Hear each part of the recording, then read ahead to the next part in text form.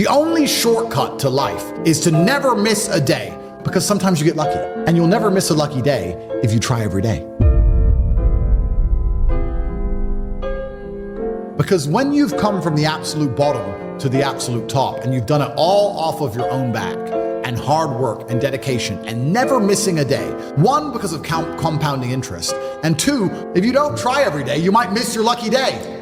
And that's what people don't understand. If you never miss a day, and you never don't try, and you're always on time, was I late today? No, on time, and you try and improve every aspect of your life, and you're a professional, and you try and make sure that you analyze your decisions, you give yourself feedback, you don't make mistakes, you're not lazy. If you try and you make it to the top, because you look at the people down below and you're like, well, why didn't you try?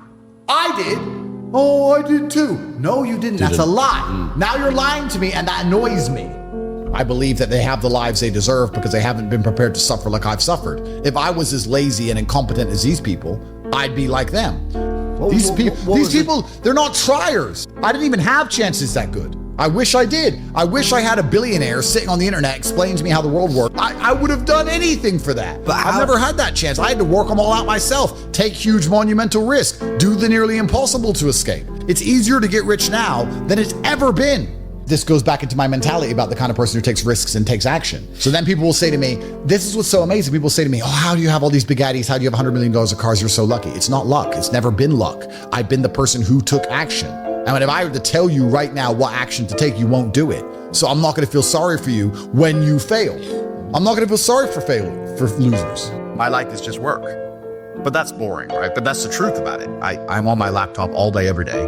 I have 18 hours a day of screen time. I'm either training or I'm working. Do I know some women? Yes, of course. Do I have some fancy cars to drive? Yes. Can I go to the odd restaurant? Yes. But the majority of the time, all I do is work because that's what I enjoy to do. I don't think most things outside of work are as entertaining as the work itself. That's why I'm successful. Yeah, I do have women who I know, and yeah, I can have that crazy lifestyle, and I did it for a while. But I wouldn't even say it's empty. You know, people get successful and they start to say, oh, I'm above that. It's empty. It's empty. It's vaporous. That's true. I just don't think it's as fun as working. I think just winning is fun. I think the whole point of life is a man is competition in the first place. Life is rented. I know exactly what you're saying, but I'm saying my philosophy is that you never own anything that you're not renting anyway. Your physical health is not something you have, it's something you rent. If you don't look after it, you lose it. Just like a house, if you don't pay the rent, you lose the house.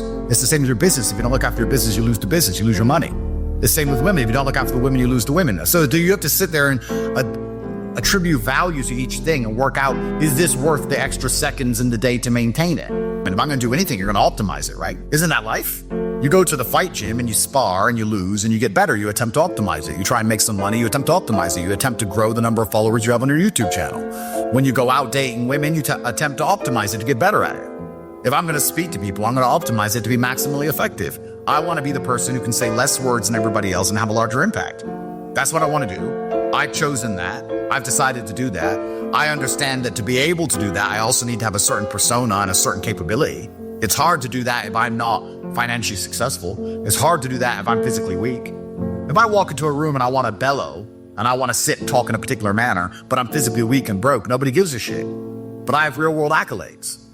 Also, a lot of my real world accolades are based on the fact that I've suffered and I'm prepared to go through difficult scenarios for the things I've said, which once again adds credence to my words. Does happiness exist to you?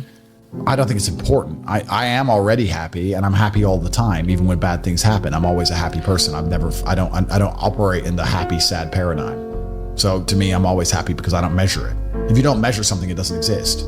If you give attention to depression, you're depressed. If you give attention to how happy you are, you're always going to be measuring if you're happy or not that day. If you don't think about those things, they don't exist. I don't give measurement to them. Is that the heartbreak part is the best part. Yeah. That's the real love. The whole holding hands, everything's happy, we're out at dinner, smiling, laughing. No, that's boring. The true memory of love, the actual real fun part of the love is the part where you feel the deepest, and you feel the deepest when it goes wrong. And we can apply that to everything. That's the funnest part of life. Funnest part of life. It's never fun at the time.